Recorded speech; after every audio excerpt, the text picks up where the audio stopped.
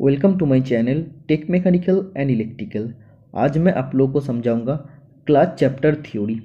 इससे पहले coupling chapter, lapping honing chapter, casting moulding chapter, इसका बाद ECM EDM chapter, surface finish chapter, जितना भी इम्पोर्टेंट चैप्टर होता है आईटीआई लेवल में, जितना आप लोग को पढ़ाना ज़रूरी होता है, सभी बुक का थ्योरी फॉलो करके मैं आप लोगों का टॉपिक को 100% क्लियर किया हूँ। और एक इम्पॉर्टेंट टॉपिक अभी भी रह गया था, तो वो है क्लच। बहुत दिन से हम सोच रहे थे क्लच का भी डिस्कशन कर देंगे, तो फाइनली आज मैं क्लच का वीडियो बना रहा हूँ। और इस वीडियो में मैं आप लोगों को कम्प्लीटली क्लच का इन्फॉर्मेशन दूंगा और ईच एंड एवरी क्लच का बारे में आप लोगों को अच्छा से समझाऊंगा। तो और एक चैप्टर बाकी रहेगा, बियरिंग चैप्टर। बियरिंग चैप्टर को भी कभी हमारा जब वक्त मिलेगा मैं उसको भी अच्छा से कंप्लीट करूँगा। तो आज आप लोग का काम रहेगा पूरा वीडियो को ध्यान से सुनना, मेरा बात को ध्यान से सुनना, क्योंकि जैसे कपलिंग में आप लोग को समझाया था, जिस स्टूडेंट ने भी कपलिंग वीडियो देखा है तो वो सभी स्टूडेंट को अच्छा से क्लच का भी फंडामेंटल समझ में आ जाएगा। इसलिए मैं आप लोग को बोलूँगा, सबसे पहले कपलिंग का 2 वीडियो मैं अपलोड किया था, रिजिड कपलिंग और फ्लेक्सिबल कपलिंग का ऊपर। तो 2 वीडियो आप लोग सबसे पहले देख लीजिए, उसका बाद क्लच का वीडियो देखिए, तभी आपको पूरा कॉन्सेप्ट क्लियर होगा। क्योंकि कपलिंग और क्लच सेम होता है, जस्ट एक डिफरेंस होता है कि हम लोग क्लच को रोटेटिंग अवस्था में उसको शिफ्ट कर सकते हैं, बट कपलिंग को हम लोग कभी भी रोटेटिंग अवस्था में या इन मोशन अवस्था में हम लोग कभी उसको शिफ्ट नहीं कर सकते हैं या चेंज नहीं कर सकते हैं। ठीक है, तो ये होता है मेन डिफरेंस। बाकी कपलिंग और क्लच का फंडामेंटल या बेसिक सब सेम होता है। ठीक है, तो जो भी स्टूडेंट बाइक चलाया है या 4 व्हीलर आप लोग चलाया है, तो उसमें 3 चीज़ रहता है, ABC, एक्सीलेटर, ब्रेक और क्लच। तो जब भी आप लोग गाड़ी स्टार्ट करते हैं, इंजन स्टार्ट किए, उसका बाद आप लोगों का क्या रहता है, गियर न्यूट्रल कंडीशन में रहता है। तो न्यूट्रल से जब भी आप लोग गियर 1 नंबर गियर में देंगे, तो गियर देने के लिए आपको क्लच दबना पड़ता, उसका बाद क्लच दब के आपको गियर देना पड़ता, पहला गियर देना पड़ता, उसका बाद आपको क्लच छोड़ना पड़ता, धीरे धीरे क्लच छोड़ना पड़ता। और क्लच जब भी आप लोग धीरे धीरे डिसएंगेज करेंगे, क्लच जब भी छोड़ेंगे, तो क्या होगा, वो गाड़ी भी आगे बढ़ता है। ठीक है, तो क्लच जब आप लोग दबते, क्लच पेडल दबने से क्या होता है, क्लच डिसकनेक्ट हो जाता है या डिसएंगेज हो जाता है। कैसे होता है वो मैं आप लोग को समझाऊंगा। इसका बाद आप लोग सोचिए, जैसे आप लोग 2 नंबर गियर में गाड़ी चला रहे हैं, तो आपको स्पीड को कम करना है बिना गियर चेंज करके। तो कभी कभी होता ना, गियर चेंज करने का ज़रूरत नहीं पड़ता, बट हम लोग को स्पीड भी कम करना पड़ता, तब हम लोग क्या करते हैं, क्लच पेडल को हम लोग दाबते हैं। ठीक है, तब भी स्पीड कम हो जाता। ब्रेक भी आपको लगाना नहीं पड़ता, क्लच पेडल दबने से आप लोग का स्पीड कम हो जाता है। ठीक है, तो आप सभी स्टूडेंट इसका तो फंडा जानते हैं कि मोटरसाइकिल या बाइक जिसको आप लोग बोलते हैं, और 4 व्हीलर में क्लच क्या करता है, जब भी आप लोग गियर देते तो क्लच को दबना पड़ता है, जब आपको स्पीड कम करना पड़ता तब भी आपको क्लच दबना पड़ता बिना गियर चेंज करके। ठीक है, मतलब क्लच का भूमिका इसमें बहुत ज़्यादा होता है। ठीक है, तो क्लच का बारे में मैं आपको सबसे पहले 4-5 पॉइंट दिखाता हूँ। क्लच एक प्रकार की कपलिंग है, मतलब एक प्रकार के टाइप ऑफ कपलिंग होता है। कपलिंग जैसा होता है सेम टू सेम ये भी होता है। आवश्यक अनुसार जोड़ना या अलग करना, जब हम लोग को ज़रूरत पड़ता तब हम लोग क्लच एंगेज भी कर सकते हैं और डिसएंगेज भी कर सकते हैं। ठीक है, तीसरा, क्लच को खिसकना संभव, कपलिंग में नहीं। मतलब जब रोटेटिंग अवस्था में रहेगा, जब इंजन चल रहा है, तब आप लोग क्या कर सकते हैं, क्लच को आप लोग कभी भी एंगेज कर सकते, डिसएंगेज कर सकते। बट कपलिंग को रोटेटिंग अवस्था में कभी आप लोग उसको खोल नहीं सकते, मतलब एंगेज नहीं कर सकते, डिसएंगेज नहीं कर सकते। कपलिंग के लिए ऑलवेज उसको स्टेशनरी अवस्था में लाना पड़ेगा, स्थिर अवस्था में लाना पड़ेगा, उसका बाद उसको एंगेज डिसएंगेज आपको करना है। तो ये होता है उसका कपलिंग और क्लच का मेन डिफरेंस। चौथा, ऑटोमोबाइल में प्रयोग। तो ऑटोमोबाइल पर्पस के लिए यूज़ होता है, मोटरसाइकिल, 4 व्हीलर, ट्रैक्टर, इन सब में यूज़ होता है। पावर ट्रांसमिशन का साधन, तो इसमें क्या होता है, पावर ट्रांसमिट होता है। देखो ये कौन सा चैप्टर का अंदर आता है, कपलिंग चैप्टर में मैं आप लोग को समझाता है, ये पावर ट्रांसमिशन चैप्टर का थ्योरी है। तो क्लच भी पावर ट्रांसमिशन चैप्टर का थ्योरी होता है। तो पावर ट्रांसमिशन या ट्रांसमिशन ऑफ पावर मतलब क्या होता है, पावर को हम लोग एक जगह से दूसरा जगह में हम लोग ट्रांसमिट करते हैं, मतलब संचरण करते हैं। ये जगह का पावर ये जगह में हम लोग लेके जाते हैं, मतलब एक जगह का पावर को जब हम लोग दूसरा जगह स्थानांतरित करते लेके जाते हैं तो वो होता है पावर ट्रांसमिशन। तो कपलिंग में भी हम लोग करते हैं, क्लच में भी हम लोग करते हैं।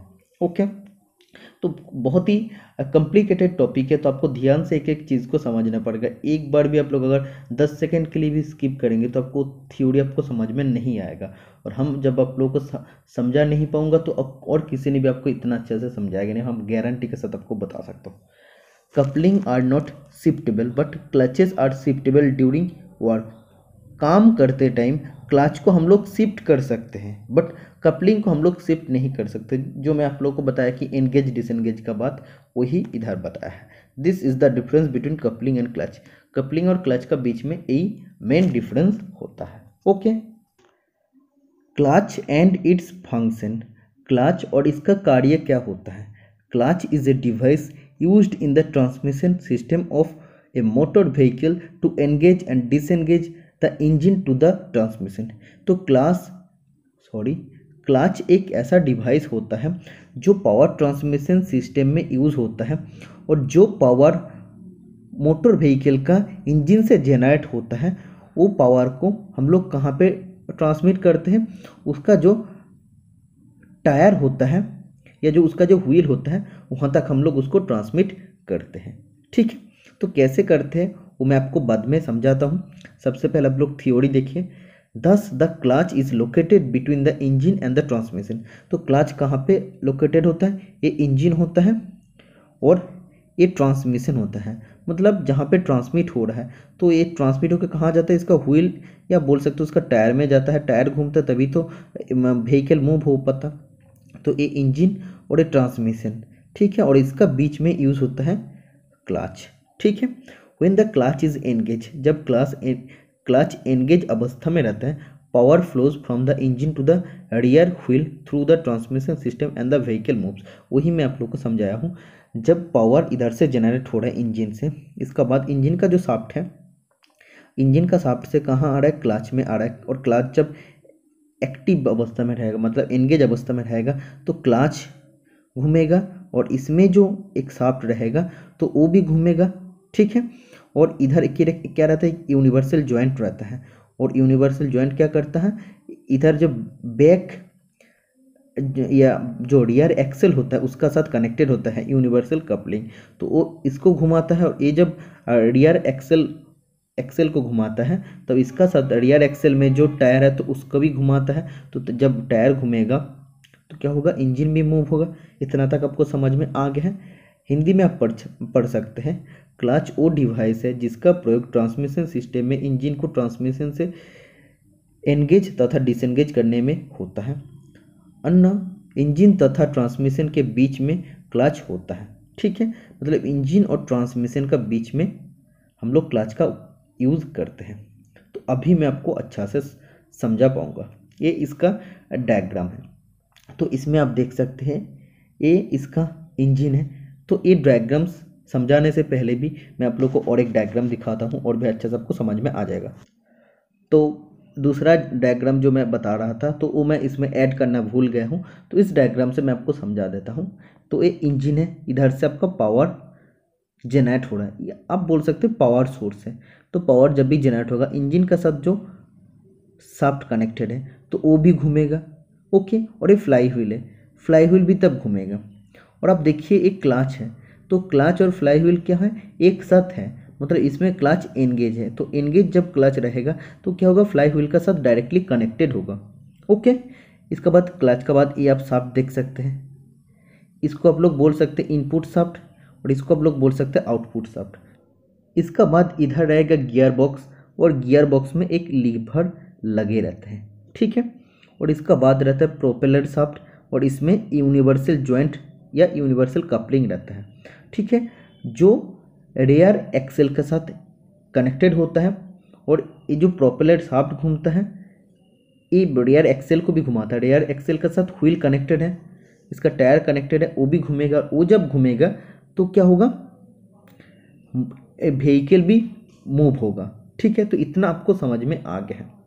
ओके, और इतने जब समझ में आ गया मैं आपको बताता हूँ इसमें होता क्या है। जैसे कपलिंग में होता था, कपलिंग में भी ऐसे पावर सोर्स से पावर जनरेट हो रहा था और इसका इनपुट शाफ्ट है, और इधर एक कपलिंग होता है, इधर एक कपलिंग होता है, और ये इसका शाफ्ट होता है।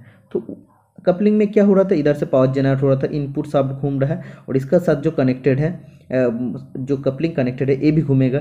तो एक कपलिंग के साथ एक कपलिंग को हम लोग जोड़ देंगे तो क्या होगा, एक कपलिंग भी घूमेगा और इसका साथ जो शाफ्ट कनेक्टेड है, आउटपुट शाफ्ट, वो भी घूमेगा। तो इधर से क्या हो रहा था, एक्चुअली पावर इधर जनरेट हो रहा था, पावर सोर्स इधर है, तो पावर को हम लोग ट्रांसमिट करके कहाँ लेके जा रहे हैं, इस जगह में लेके आ रहे हैं, मतलब पावर ट्रांसमिशन हो रहा है। तो ऐसे ही आप सेम टू सेम देख सकते हैं, क्लाच में भी सेम टू सेम हो रहा है। ठीक है, तो क्लाच का उपयोग हम लोग क्यों करते हैं, ये तो आपको समझ में आना चाहिए कि हाँ हम लोग को क्लाच का क्या ज़रूरत है। देखो मैं एक इसमें डायग्राम बनाता हूँ, एक 4 व्हीलर का डायग्राम मैं आप लोगों के लिए बनाता हूँ। ठीक है, तो ये इधर आप लोग का इंजन है।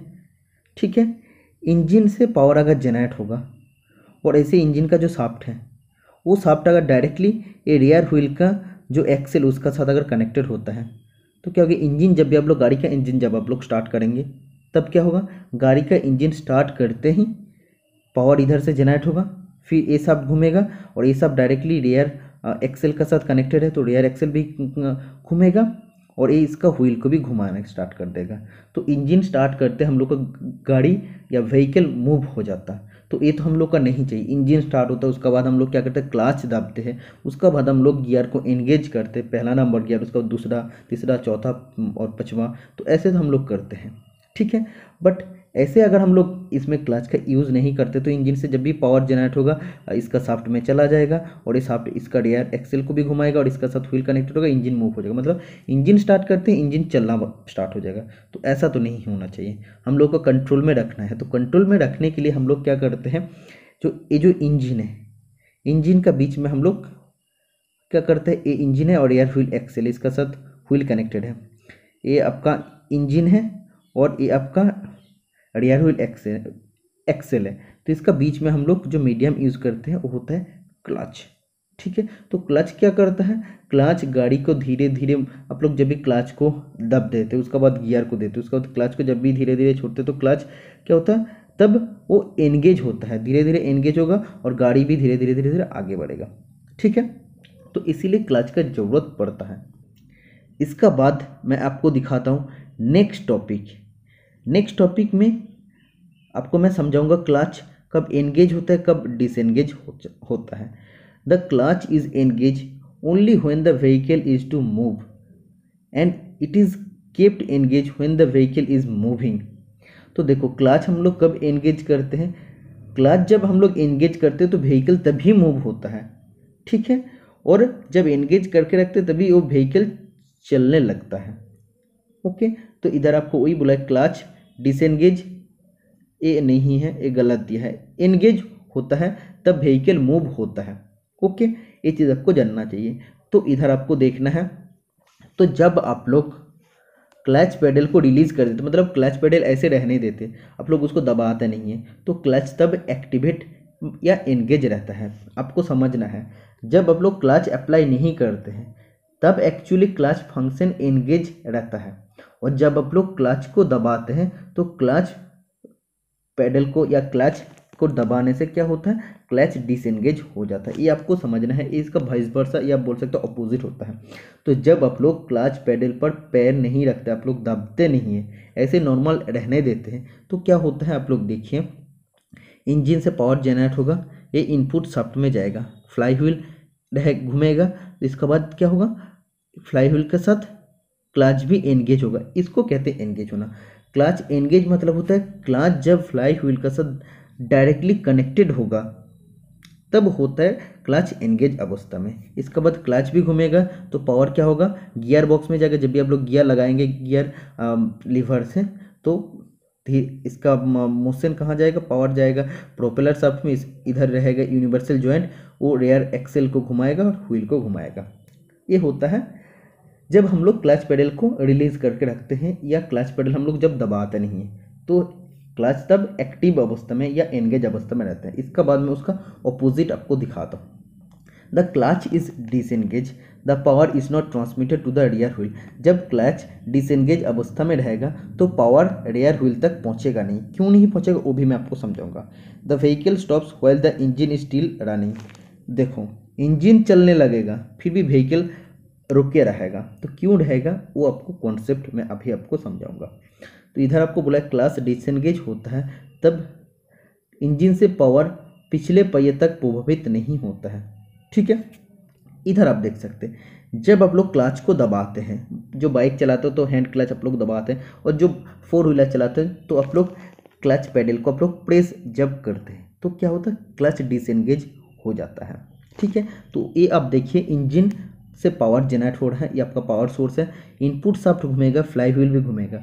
बट इधर आप देख सकते हैं क्लच डिसएंगेज अवस्था में है, मतलब क्लच फ्लाई व्हील के साथ जुड़े नहीं हैं, तो ये होता है क्लच डिसएंगेज अवस्था में रहना। तो इधर क्या होता है जब आप लोग क्लच पेडल को प्रेस करते, क्लच पेडल जब आप लोग दबाते हैं तो क्लच क्या होता है, डिसएंगेज हो जाता है, तो फ्लाई व्हील के साथ क्लच कनेक्टेड नहीं होता। तो एक्चुअली इधर क्या होता है, बोले जो क्लच मूव आउटवर्ड, मतलब बाहर की तरफ वो आ जाता है, और ये जो आता है इसका बीच में एक स्प्रिंग रहता है, स्प्रिंग का कारण क्या होता है, क्लच एंगेज भी होता है और क्लच डिसएंगेज भी होता है।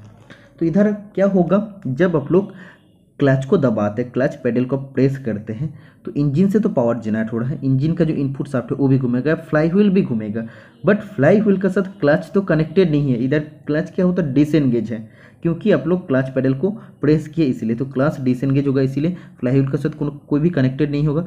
तो ऐसे क्लच क्या होता है, वो उसका साथ कनेक्टेड नहीं होता, इसीलिए इसका जो आउटपुट शाफ्ट वो भी नहीं घूमता, और गियर बॉक्स में आप लोग अगर गियर भी देते हैं तो ये आगे नहीं आपका बढ़ेगा, मतलब पीछे जो व्हील है वो भी मूव नहीं होगा, क्योंकि इधर से तो आउटपुट शाफ्ट जब घूमेगा तब तो प्रोपेलर शाफ्ट घूमेगा, तब रियर एक्सेल व्हील घूमेगा, तो ये तो नहीं घूम रहा है, मतलब क्या है, इंजन भी मूव नहीं होगा। ओके, तो अभी आपको एक सबसे बड़ा डाउट आप लोग का क्लियर हो जाएगा कि जब आप लोग स्पीड को कम करते हैं बिना गियर चेंज करके, कि हाँ आपको गियर चेंज करने का ज़रूरत नहीं है, एक गियर आपका लीवर है तो गियर चेंज करने का ज़रूरत नहीं, जस्ट आपको स्पीड को कम करना है।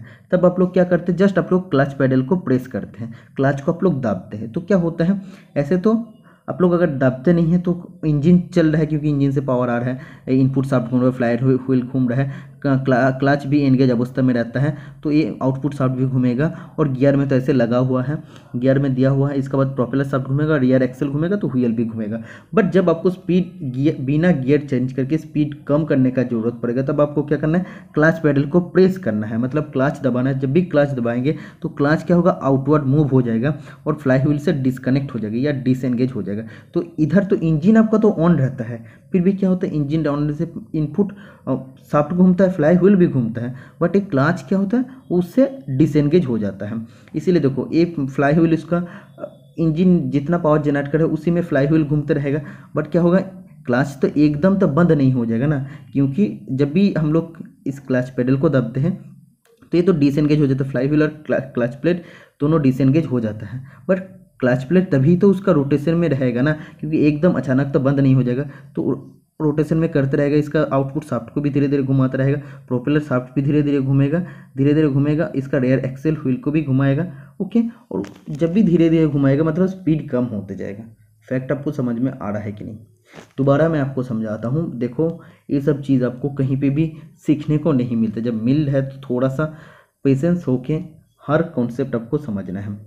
आप लोग का गाड़ी चल रहा है, मतलब क्या है, इंजन से पावर जनरेट हो रहा है, इनपुट शाफ्ट में जा रहा है, फ्लाई व्हील क्लच एंगेज अवस्था में है, और क्या होगा, ये तो गियर आप लोग 2 नंबर में लगा के रखे हैं, ये प्रोपेलर शाफ्ट भी घूमेगा और रियर एक्सेल भी घूमेगा, व्हील भी घूमेगा, बट बिना गियर चेंज करके जब आप लोग क्लच पेडल को प्रेस करते हैं, क्लच को दबाते हैं, तो क्या होता है, क्लच आउटवर्ड मूव हो जाता, मतलब क्लच डिसएंगेज हो जाता। तो इंजन से तो जितना पावर जनरेट हो रहा था, पावर सोर्स आ रहा था, उतना स्पीड में तो उसका इनपुट शाफ्ट घूमेगा, फ्लाई व्हील भी घूमेगा, बट क्या है जब भी क्लच पेडल दबाते हैं तो क्या होता है, क्लच डिसएंगेज जब भी हो जाता है तो एक फ्लाई व्हील के साथ कनेक्ट नहीं रहता है। तो क्लच तो एक स्पीड में घूम रहा था, तो वैसे स्पीड में धीरे धीरे धीरे धीरे धीरे धीरे धीरे धीरे उसका स्पीड क्या होगा, कम होता रहेगा।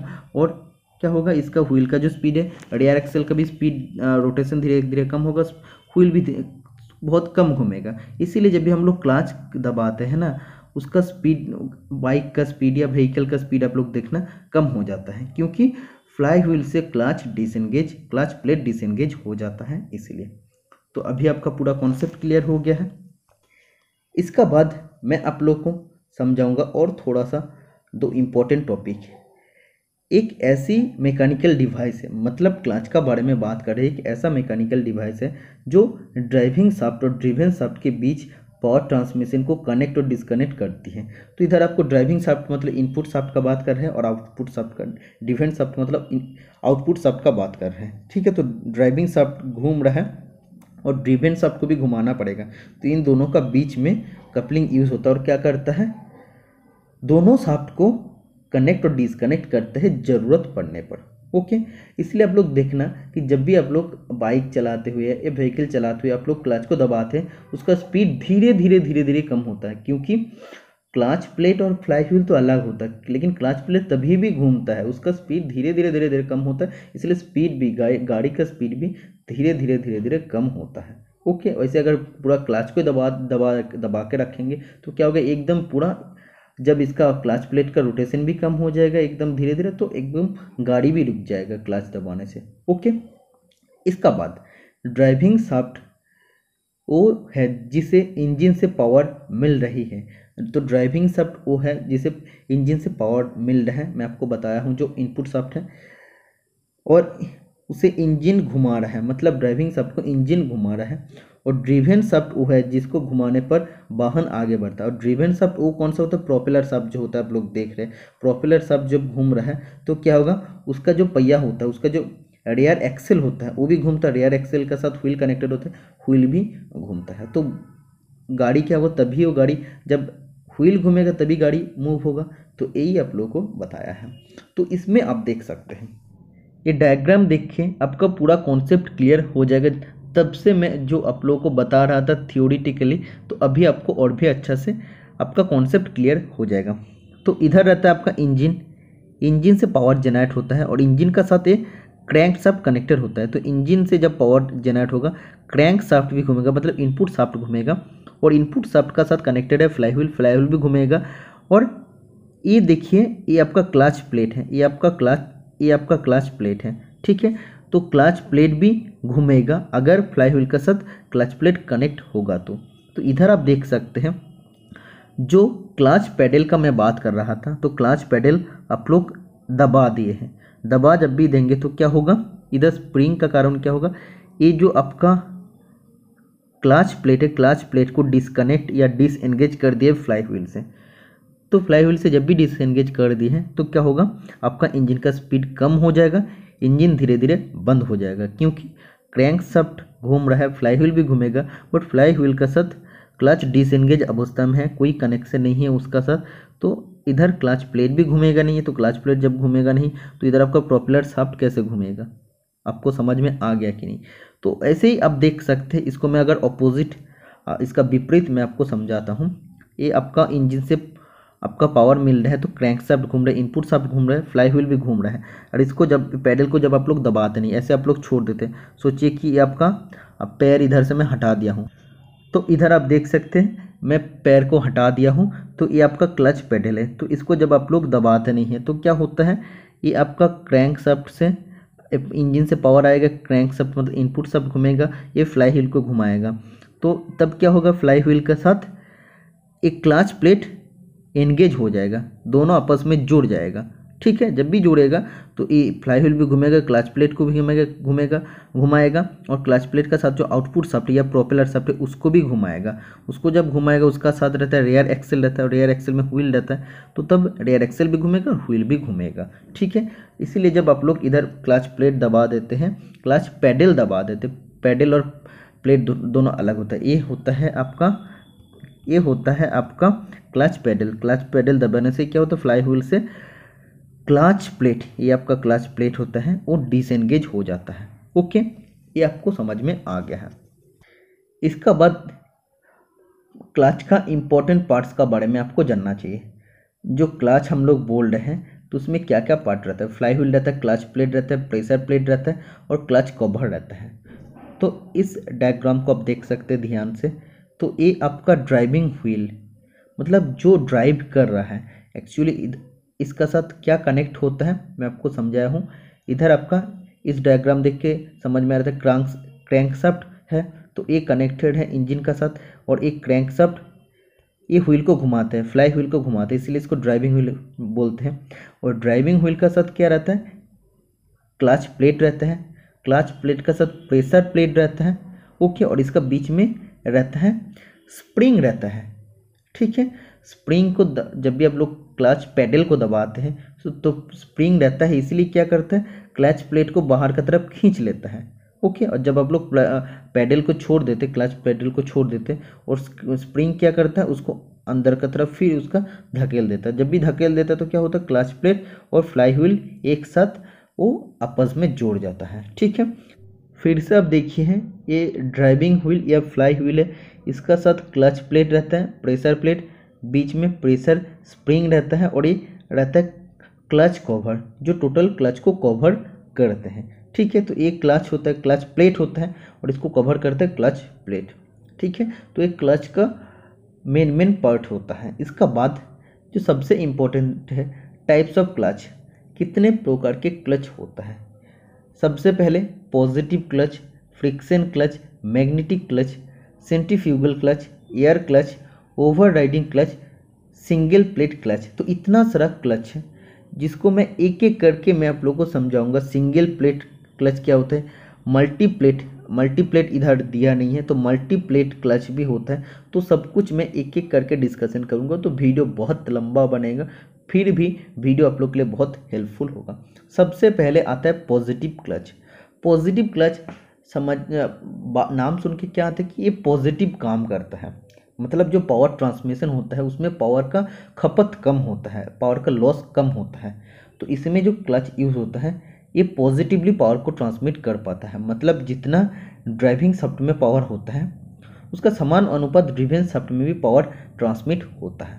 ये होता है उसका मेन फंडा, मतलब जितना पावर जनरेट हो रहा है उतना पावर ही वो उसका ट्रांसमिशन करता है, तो इसीलिए इसको पॉजिटिव क्लच कहते हैं। लेकिन कभी कभी क्या होता है, फ्रिक्शन क्लच में क्या होता है, जितना आपका पावर जनरेट होता है उतना आपका ड्रिवेन शाफ्ट में पावर ट्रांसमिट नहीं हो पाता, उसमें पावर का खपत होता है, उसमें आपका पावर लॉस होता है, इसलिए वो सब फ्रिक्शन क्लच का अंदर आता है। ओके, तो क्लच को कभी कभी मैं क्लच बता दे रहा हूँ, तो इसका कोई गलती आपको पकड़ना नहीं है, जस्ट आपको क्लच पे फोकस देना है। ठीक है, तो पॉजिटिव क्लच में सबसे इम्पोर्टेंट है डॉग क्लच। डॉग क्लच तो मैं आपको समझाता हूँ। एक चैप्टर जब हमें पढ़ाना होता है सबसे पहले हमें इसका नोट्स बनाना पड़ता है, क्योंकि कैसे हम इसका प्रेजेंटेशन आप लोगों का सामने प्रेजेंट करूँगा, ये होता है सबसे इम्पोर्टेंट चीज़। एक एक चीज़ को पार्ट बाय पार्ट एकदम स्टेप बाय स्टेप इसको नोट के हिसाब से बनाना पड़ता है। ठीक है, तो आप देखिए एक एक चीज़ मैं आपको कैसे एकदम सिंपल से एडवांस तक बढ़ूंगा। ठीक है, तो डॉग क्लच होता है पॉजिटिव क्लच का example. Okay, dog clutch provide से पॉजिटिव ड्राइव, मतलब इसमें पॉजिटिव ड्राइव आपको देता है, but can only be engage when the two elements of the clutch are stationary और are being gently moved by hand. तो इसमें आपको वही बताया है कि dog clutch positive drive provide करता है। पॉजिटिव ड्राइव मतलब क्या होता है कि जितना इनपुट शाफ्ट में पावर जनरेट होता है उतना आउटपुट शाफ्ट में वो पावर को ट्रांसमिट करता है। ठीक है, इसमें पावर लॉस नहीं होता, इसलिए इसका नाम पॉजिटिव ड्राइव है। और इसका बात बोला है कि इन दोनों क्लच को जोड़ने के लिए क्लच को स्टेशनरी अवस्था में रहना पड़ेगा। लेकिन जनरली क्या होता है, मैं आपको पहले बताया हूँ कि क्लच को आप लोग रोटेटिंग अवस्था में भी उसको डिसएंगेज एंगेज कर सकते हैं, बट जो पॉजिटिव क्लच होता है तो पॉजिटिव क्लच का अंदर डॉग क्लच आता है। ये डॉग क्लच को जब एंगेज करना पड़ता है या डिसएंगेज करना पड़ता है तो उसको स्थिर अवस्था में, स्टेशनरी मतलब उसको एकदम स्थिर अवस्था में रहना पड़ता है, या उसको आप लोग घुमा घुमा के क्या कर सकते हैं, उसको हाथ से भी आप लोग उसको एंगेज डिसएंगेज कर सकते हैं। इसका बाद आप पढ़ सकते हैं ड्राइवर या ड्रिवन पार्ट में इंटरलॉकिंग दांते बने होते हैं।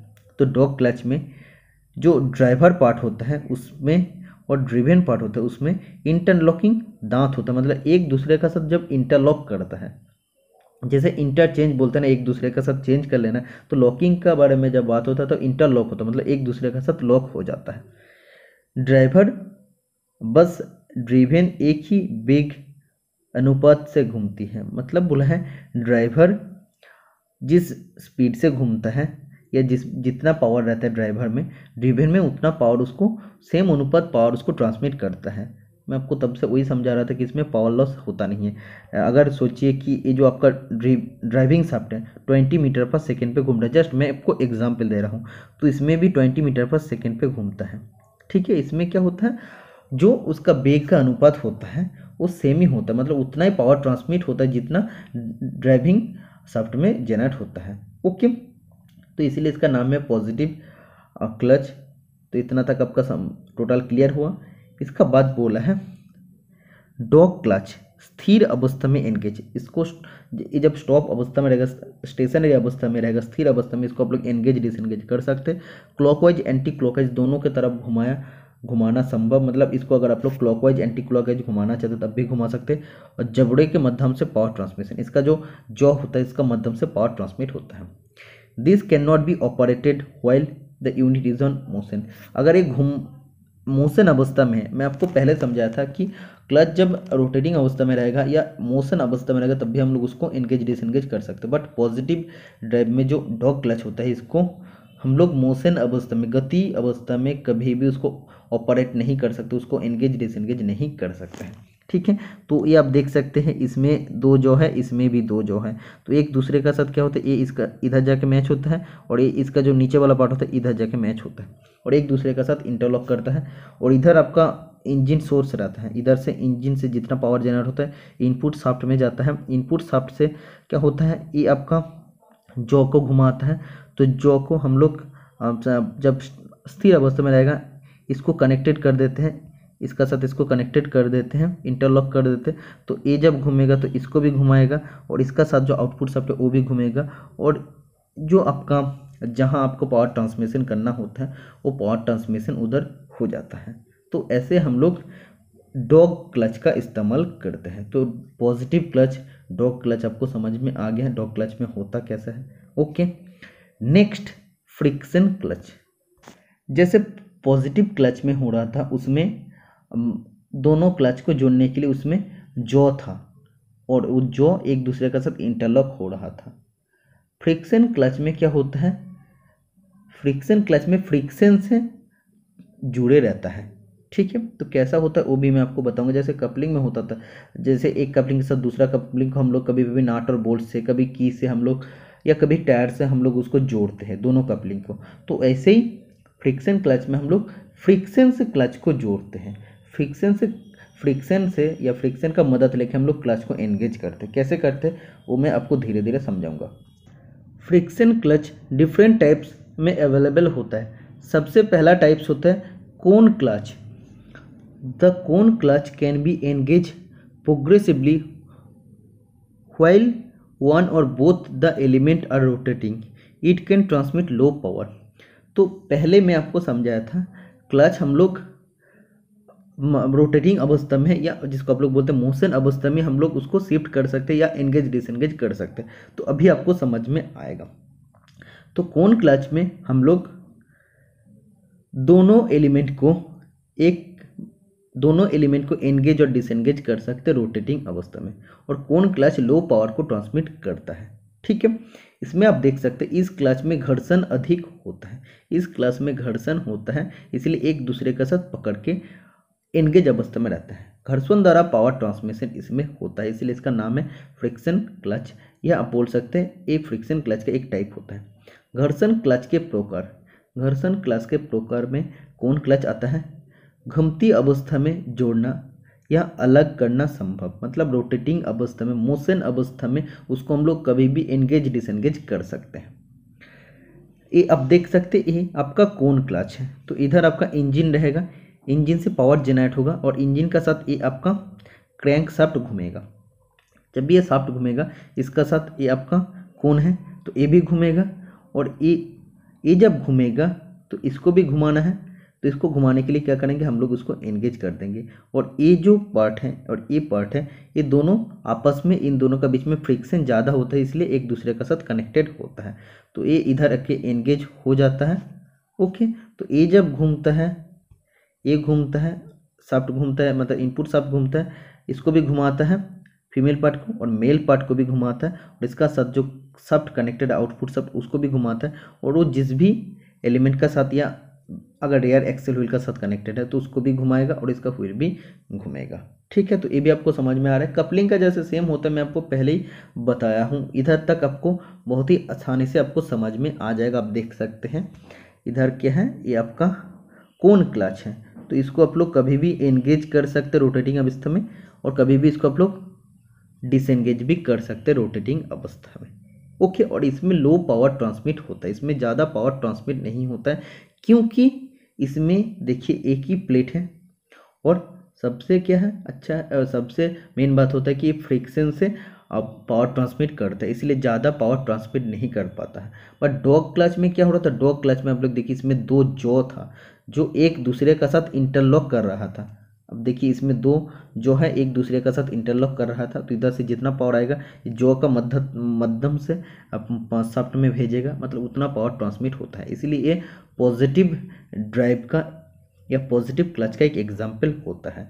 बट फ्रिक्शन क्लच का जो एक टाइप होता है कून क्लच, इसमें उतना पावर ट्रांसमिट नहीं होता है, इसलिए इसका लिखा है लो पावर को ट्रांसमिट कर पाता है। तो इंजन से जो पावर आता है लो आता है और उसको ट्रांसमिट करता है, और इंजन से जितना पावर आता है उतना पावर इसका आउटपुट शाफ्ट में ट्रांसमिट नहीं होता है, क्योंकि फ्रिक्शन का कारण कुछ पावर लॉस होता है, इसीलिए इस क्लच आता है फ्रिक्शन क्लच का अंदर। इतना तक भी आपको समझ में आ गया है। Next, single plate clutch. इसमें सिर्फ एक ही क्लच प्लेट यूज़ होता है। This is used in automobile vehicle. ये ऑटोमोबाइल व्हीकल में सबसे ज़्यादा यूज़ होता है। तो सबसे पहले इसका डायग्राम आप लोगों को देख लेना है।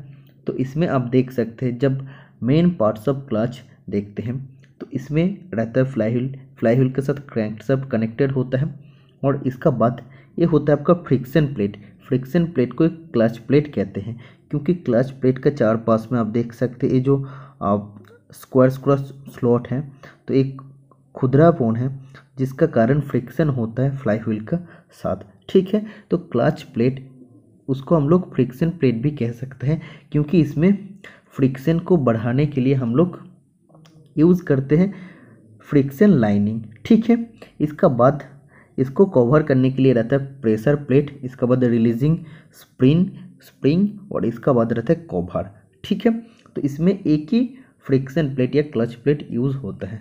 और भी आप देख सकते हैं ये आपका इंजन का क्रैंकशाफ्ट है, ये बीच में पायलट बियरिंग है, ये आपका फ्लाई व्हील है, और ये आपका क्लच डिस्क है। ओके, और क्लच डिस्क का आप देख सकते हैं चार पास में क्या है, चार पास में फ्रिक्शन लाइन ही है, जिसका कारण फ्रिक्शन होता है फ्लाई व्हील का साथ, और फ्रिक्शन होने का कारण ही इसमें पावर ट्रांसमिशन होता है। और फ्रिक्शन से आप लोग जानते हैं ज़्यादा पावर ट्रांसमिशन नहीं होता है, और फ्रिक्शन क्या करता है जितना आप लोग का पावर आता है उतना पावर उसको ट्रांसमिट नहीं करता, उसमें खपत होता है उसका पावर, उतना जितना पावर आता है उसका पावर को भी कम कर देता है। ठीक है, और फ्रिक्शन को बढ़ाने के लिए हम लोग फ्रिक्शन लाइनिंग चार पास में इसका पेरिफेरी बराबर आप देख सकते हैं फ्रिक्शन लाइनिंग यूज़ किए। फ्रिक्शन लाइनिंग किस मेटेरियल से बनते हैं वो भी मैं आपको डिटेल में बताऊंगा। इसका बाद प्रेशर प्लेट आप देख सकते हैं, और इसका बाद आपका क्लच कवर रहता है। ठीक है, तो सबसे पहले आप इसका डायग्राम देख सकते हैं, इंजन शाफ्ट या क्रैंकशाफ्ट आप बोल सकते हैं। इसका बाद आप देख सकते हैं आपका फ्लाई व्हील है, और ये आपका बीच में एक क्लच प्लेट है। ठीक है, तो आपको एरो देखना पड़ेगा तभी आपको समझ में आएगा। और फ्रिक्शन बढ़ाने के लिए हम लोग फ्रिक्शन लाइनिंग देते हैं। इधर आप देख सकते हैं ये आपका फ्रिक्शन लाइनिंग है, दोनों तरफ हम लोग फ्रिक्शन लाइनिंग देते हैं, और ये आपका प्रेशर प्लेट है। ठीक है, और इधर से क्लच पैडल को जब भी आप लोग प्रेस करेंगे तो क्या होगा, फ्लाई व्हील से क्लच प्लेट डिसएंगेज हो जाएगा, और जब क्लच पैडल को आप लोग रिलीज कर देंगे, छोड़ देंगे, तो फ्लाई व्हील का साथ एक क्लच प्लेट एंगेज हो जाएगा और क्लच प्लेट का सरकमफेरेंस बराबर या पेरीफेरी बराबर आप लोग बोल सकते हैं फ्रिक्शन लाइनिंग लगे रहते हैं, इसीलिए उसमें क्या होता है खुरदरापन का कारण ये फ्लाई व्हील का साथ वो पावर ट्रांसमिट कर पाता है। तो कैसे होता है अभी थ्योरी आप लोग पढ़ लेना, आपको समझ में आ जाएगा। ऑटोमोबाइल व्हीकल में यूज होता है the rubbing surface is covered with friction lining of asbestos plastic cotton with steel wire. तो फ्रिक्शन बढ़ाने के लिए ये होता है आपका फ्लाई व्हील और ये होता है आपका क्लच प्लेट, ठीक है। तो इसका सरकमफेरेंस बराबर आप बोल सकते हैं पेरीफेरी बराबर हम लोग 4 पास में टोटल यूज़ करते हैं फ्रिक्शन लाइनिंग, ठीक है। जो फ्रिक्शन मतलब खुरदरापन होता है और ये क्या होता है फ्लाई व्हील के साथ हो, आप लोग जानते हैं फ्रिक्शन क्या करता है। अगर फ्रिक्शन होगा हम लोग जैसे कोई भी बॉल को फेंकते हैं तो धीरे धीरे बॉल फेंकने के बाद क्या होता है रुक जाता है, क्योंकि बॉल जिस डायरेक्शन में जा रहा है उसका अपोजिट डायरेक्शन में फ्रिक्शन काम करता है इसीलिए। तो इसीलिए इधर भी फ्रिक्शन होने का कारण फ्लाई व्हील के साथ क्लच प्लेट एंगेज हो जाता है, उसका बाद पावर को ट्रांसमिट करता है। तो अभी आप लोग इसका डायग्राम अच्छा से देख पाएंगे, आपको पूरा चीज़ समझ में आ जाएगा। इसमें हो रहा है क्या, इंजन से आपका पावर आता है, इसका बाद इंजन शाफ्ट में जाता है, शाफ्ट घूमता है, इसका बाद आपका फ्लाई व्हील को घुमाता है और फ्लाई व्हील का साथ कनेक्टेड होता है क्लच प्लेट और क्लच प्लेट का साथ फ्लाई व्हील कनेक्टेड होता है, उसमें फ्रिक्शन लाइनिंग होता है, इसलिए फ्रिक्शन लाइनिंग के कारण फ्रिक्शन ज़्यादा होता है और फ्रिक्शन का कारण फ्लाई व्हील का साथ क्लच प्लेट कनेक्टेड होता है और इसको कवर करे प्रेशर प्लेट, जो प्रेशर दे के क्या कर रहा है फ्लाई व्हील के साथ कनेक्ट करके रखते हैं, ठीक है। तो इधर आप देख सकते हैं कि जब हम लोग क्लच पैडल को दबाएंगे तो प्रेस करेंगे तब क्या होगा, ये ऑटोमेटिकली इधर स्प्रिंग रहता है और स्प्रिंग रहने का कारण क्या होगा, ये प्रेशर प्लेट इसको खींच के इधर लाएगा, डिसएंगेज कर देगा, तो क्लच प्लेट और फ्लाई व्हील अलग हो जाएगा। तो सबका बेसिक फंडामेंटल सेम होता है, जस्ट आपको इसका फंडामेंटल अगर क्लियर हो जाएगा तो सभी क्लच सेम टू सेम होता है, इसका कंस्ट्रक्शन थोड़ा सा अलग होता है। तो इसमें भी आप देख सकते हैं बहुत ही अच्छा से आपको समझ में आ जाएगा। तो इसमें ओनली एक ही प्लेट आप देख सकते हैं फ्रिक्शन प्लेट यूज़ होता है, इसका नाम है फ्रिक्शन प्लेट। ओके, नेक्स्ट आपको मैं समझाऊंगा मल्टीपल प्लेट क्लच। इसका बाकी थ्योरी भी आप पढ़ सकते हैं। इसमें बोला है सिंगल प्लेट क्लच के तुलनात्मक रूप से कम हिस्से होता है और समझने के लिए बहुत आसान होते हैं और डिवाइस में केवल इधर एक घर्षण डिस्क शामिल होते हैं। तो इसका बाद क्या बोला, एक फ्लाई व्हील का साथ जब फ्रिक्शन प्लेट कनेक्टेड होगा तो क्या हो जाएगा, फ्रिक्शन प्लेट जब भी कनेक्टेड होगा तो इधर से एक्चुअली शाफ्ट से इंजन से शाफ्ट कनेक्टेड है, क्रैंकशाफ्ट घूमेगा, फ्लाई व्हील भी घूमेगा, फ्लाई व्हील के साथ क्लच प्लेट कनेक्टेड रहेगा फ्रिक्शन लाइनिंग का कारण फ्रिक्शन से, और इसके बाद ये जब क्लच प्लेट घूमेगा इसका साथ जो आपका प्रोपेलर शाफ्ट रहेगा प्रोपेलर शाफ्ट भी घूमेगा, इसका बाद इसका साथ जो रियर एक्सेल रहेगा रियर एक्सेल घूमेगा और उसका साथ जो व्हील रहेगा व्हील भी घूमेगा, तब इंजन मूव होगा या व्हीकल मूव होगा। Okay, next multi plate clutch.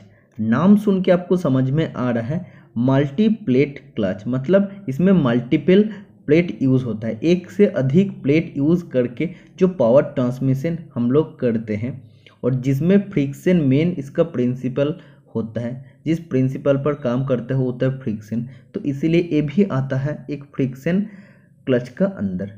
Multi plate clutch, the multi plate clutch is widely used in machine tool में जब पावर को ट्रांसमिट करना पड़ेगा ड्राइविंग मोटर से गियर बॉक्स तक, तब मल्टी प्लेट क्लच का हम लोग इस्तेमाल करते हैं। मशीन टूल मतलब क्या है, कोई भी मशीन है तो उन सब मशीन में हम लोग मल्टी प्लेट क्लच यूज़ करते हैं, ठीक है। इसका बाद सबसे पहले इसका डायग्राम आप देख सकते हैं, डायग्राम देखने से आपको पूरा चीज़ समझ में आ जाएगा। ये आपका फ्लाई व्हील है और इसका प्रेशर प्लेट है, फ्रिक्शन प्लेट आप देख सकते हैं कितने सारा फ्रिक्शन प्लेट है, मतलब एक से अधिक इसमें फ्रिक्शन प्लेट जिसको आप लोग क्लच प्लेट कहते हैं, तो क्लच प्लेट यूज़ होता है।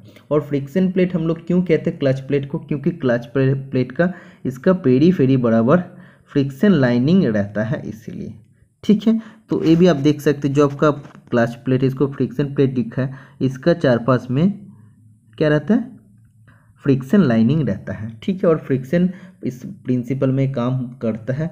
और इधर आप देख सकते हैं इसको मैं इरेज करता हूँ। इधर क्रैंक शाफ्ट का साथ ऐड होता है, क्रैंक शाफ्ट घूमता है, फ्लाई व्हील को घुमाते हैं। इसका बाद ये सब फ्रिक्शन प्लेट एक साथ अटैच होता है फ्रिक्शन लाइनिंग का मदद से। और इसका बाद क्या होता है, इधर से हम लोग क्लच कवर को लगाते हैं। ठीक है, ये डायग्राम आप देख सकते हैं। ये इसका इंजन शाफ्ट है, इंजन से जिसका पावर सप्लाई आ रहा है और इंजन शाफ्ट को घुमा रहा है, फ्लाई व्हील को भी उसका बाद घुमाएगा। और इसमें देख सकते हैं क्लच प्लेट हम लोग यूज़ किए, मल्टीपल क्लच प्लेट, मतलब एक से अधिक क्लच प्लेट हम लोग इसमें यूज़ किए। और एक एक क्लच प्लेट का फेरी बराबर फ्रिक्शन लाइनिंग लगे हैं, इसीलिए फ्रिक्शन प्रिंसिपल पर काम करेगा। और इधर आप देख सकते हैं फ्रिक्शन लाइनिंग इधर लिखा भी है। इसके बाद प्रेशर प्लेट रहेगा, जो प्रेशर देखें फ्लाई व्हील के साथ उसको कनेक्ट करके रखते हैं क्लच प्लेट को। इसका बाद इधर आप स्प्रिंग भी देख सकते हैं। तो एक्चुअली होता क्या है, देखो हम कोई भी आदमी अगर गाड़ी चला रहा है, ठीक है, तो वो जब क्लच पैडल को दबाएगा तो क्या होगा, इधर से तो इंजन से तो पावर सप्लाई आ रहा है, इंजन शाफ्ट को घुमाएगा, फ्लाई व्हील भी घूम रहा है। तो गाड़ी चलते टाइम वो अगर क्लच पैडल दबाएगा तो क्या होगा, फ्लाई व्हील से क्लच प्लेट सभी डिसएंगेज हो जाएगा। क्योंकि स्प्रिंग है तो स्प्रिंग क्या करेगा, इधर उसको ये प्रेशर प्लेट उसको खींच के इधर लेके आएगा। तो इधर से फ्लाई व्हील से तब क्लच प्लेट डिसएंगेज हो जाएगा। तो तब फ्लाई व्हील इंजन तो ऑन रहेगा, फ्लाई व्हील भी घूमते रहेगा, बट क्या होगा, क्लच प्लेट फ्लाई व्हील के साथ कनेक्टेड नहीं रहेगा। इसलिए क्लच प्लेट तो घूमेगा क्योंकि वो पहले से घूम रहा था फ्लाई व्हील के साथ कनेक्टेड रह के। तो क्लच प्लेट धीरे धीरे घूमते उसका स्पीड धीरे धीरे कम होगा। इसलिए हम लोग क्लच पैडल दबाते गाड़ी का स्पीड कम हो जाता है। ठीक है, इसका बाद क्लच पैडल को जब भी आप लोग छोड़ देते, ये जो क्लच पैडल है इसको जब भी आप लोग रिलीज कर देंगे तो क्या होगा, ये जो स्प्रिंग है फिर वापस उसका पोजीशन में चला जाएगा। और प्रेशर प्लेट क्या करेगा, सभी क्लच प्लेट को फ्लाई व्हील के साथ एंगेज कर देगा।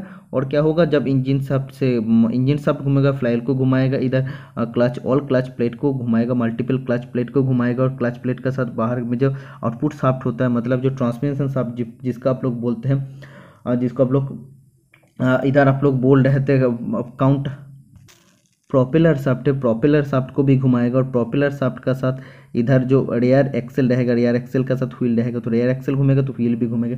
तो ऐसे इसका भी होता है। तो सबका आप देख सकते हैं बेसिक फंडामेंटल सेम होता है। तो इसमें आप पढ़ सकते हैं मल्टी प्लेट क्लच मशीनों को गियर बॉक्स और ड्राइविंग मोटर के जोड़ने के लिए इस क्लच का प्रयोग किया जाता है। तो मशीन का गियर बॉक्स का साथ ड्राइविंग मोटर को जोड़ने के लिए हम लोग मल्टीपल प्लेट क्लच यूज़ करते हैं। गति से विराम में शीघ्रता से लाना संभव है। मतलब जब आपको कोई भी गाड़ी चल रहा है, बाइक चल रहा है, तो उसका स्पीड ज़्यादा है, तो आपको जल्दी अगर उसको स्पीड को कम करना है तब आपको मल्टी प्लेट क्लच का इस्तेमाल करना पड़ता है। क्योंकि इसमें अलग से गियर, अलग से एक ब्रेक होता है। क्या होता है वो भी मैं आपको बताऊंगा। मल्टी प्लेट क्लच जैसे कि नाम से पता चलता है, इसमें कई प्लेट का घर्षण डिस्क होते हैं और फ्रिक्शन में समान रूप से काम करते हैं। मतलब इसमें मल्टी प्लेट रहता है और इसमें जो प्लेट होता है वो घर्षण डिस्क होता है, क्योंकि उसमें फ्रिक्शन लाइनिंग लगे रहता है इसलिए। और फ्रिक्शन पर काम करता है, फ्रिक्शन लाइन लगा होने का कारण एक से अधिक डिस्क एक दूसरे का संपर्क में रहने का कारण अधिक क्षेत्र प्रदान करते हैं। तो इसमें क्या होता है, कई प्लेट हम लोग यूज़ करते हैं और सभी में फ्रिक्शन लाइनिंग लगे है। तो फ्रिक्शन इसमें क्या होता है, ज़्यादा होता, मतलब इसमें फ्रिक्शन ज़्यादा होता है, प्लेट भी ज़्यादा होता है इसमें। इसलिए क्या होता है, जो पावर ट्रांसमिशन होता है वो भी ज़्यादा होता है। और प्लेट की संख्या अधिक होने का कारण टॉर्क संचालन क्षमता भी अधिक होते हैं। देखो सिंगल प्लेट क्लच भी जितना पावर ट्रांसमिट करेगा उससे ज़्यादा पावर ट्रांसमिट करेगा मल्टी प्लेट क्लच, क्योंकि इसका फ्रिक्शन ज़्यादा होगा और ज़्यादा से ज़्यादा पावर को ट्रांसमिट कर पाएगा। इस प्रकार एकल प्लेट वाले में उपयोग किए जाने वाले घर्षण डिस्क की एक ही त्रिज्या के लिए मल्टी प्लेट क्लच काफ़ी उच्च शक्ति के लिए संचालित करते हैं। तो जो सिंगल प्लेट क्लच होता है तो उसमें जितना पावर ट्रांसमिशन होता है उससे ज़्यादा पावर ट्रांसमिशन होता है मल्टी प्लेट क्लच में, क्योंकि इसमें फ्रिक्शन भी ज़्यादा होता है। और एक डेफिनेशन भी आप पढ़ सकते हैं, multi plate clutch consist of A number of clutch plate. Multi plate clutch अब एक मतलब कहीं सारा क्लच प्लेट का मदद से ये बनता है। As the number of clutch plate is increase, clutch plate का संख्या जितना बढ़ता है friction surface also increase, friction surface भी बढ़ेगा। The increase number of friction surface obviously increase the capacity of the clutch to transmit the torque. तो जब भी इसमें फ्रिक्शन का क्षेत्र बढ़ेगा फ्रिक्शन सरफेस जब भी बढ़ेगा तो उसमें टॉर्क ट्रांसमिट करने का भी क्षमता भी बढ़ेगा। The multiplate clutches are used in heavy commercial vehicle. Multiplate clutch हम लोग मशीन टूल में यूज़ करते हैं, हेवी कॉमर्शियल व्हीकल में यूज़ करते हैं, racing car, motorcycle for transmitting high torque, तो हाई टॉर्क ट्रांसमिट करने के लिए यूज़ होता है। और अगर आप लोग निमी का हिसाब से देखते हैं, इससे क्वेश्चन पूछा जाता है, multiplate clutch is widely used in machine tool to connect the transmission gear box to the driving motor. Driving motor का साथ और ट्रांसमिशन गियर बॉक्स को कनेक्ट करने के लिए यूज़ करते हैं। It is compact, smooth operation होता है और वेरी पावरफुल होता है, क्योंकि इसमें फ्रिक्शन सरफेस ज़्यादा होता है multiple plate clutch plate use करने का कारण। ये brake is frequently built into the clutch, मतलब क्लच में एक ब्रेक इसमें बने रहते हैं, so that transmission gear box is rapidly brought to the rest when the clutch is disengage. जब हम लोग क्लच को डिसएंगेज करते हैं तो जल्दी जल्दी इसका स्पीड कम हो जाए, इसीलिए उसमें एक ब्रेक भी क्लच में लगे होते हैं। ठीक है, इसीलिए बाइक पर आप लोग देखें क्लच दबाने का साथ साथ हम लोग को ब्रेक भी दबाना पड़ता है, जब भी हम लोग को गति को कम करना पड़ता है। और बाइक में हम लोग क्या कर सकते हैं, जल्दी जल्दी हम लोग स्पीड को कम कर सकते हैं। सोचिए आप लोग 60 किलोमीटर पर आवर स्पीड में जा रहे हैं, जब भी आप लोग ब्रेक क्लच करेंगे और ब्रेक को आप लोग दबाएंगे तो क्या होगा, जल्दी उसका स्पीड 10 किलोमीटर पर आवर में भी आ सकता है। तो इतना जल्दी आने के लिए क्या होता है, ब्रेक सिस्टम भी उसका क्लच में होता है। ओके, तो मल्टीप्लेट क्लच हम लोग बाइक में भी यूज़ करते हैं, ये चीज़ आपको समझ में आना चाहिए। और इसीलिए इधर आपको बोला है कि ब्रेक ऑलरेडी क्लच में बिल्ट होता है, इसीलिए जल्दी जल्दी उसका ब्रेक जब भी हम लोग क्लच को दबाते हैं तो क्लच प्लेट एक्चुअली डिस्कनेक्ट हो जाता है फ्लाई व्हील से।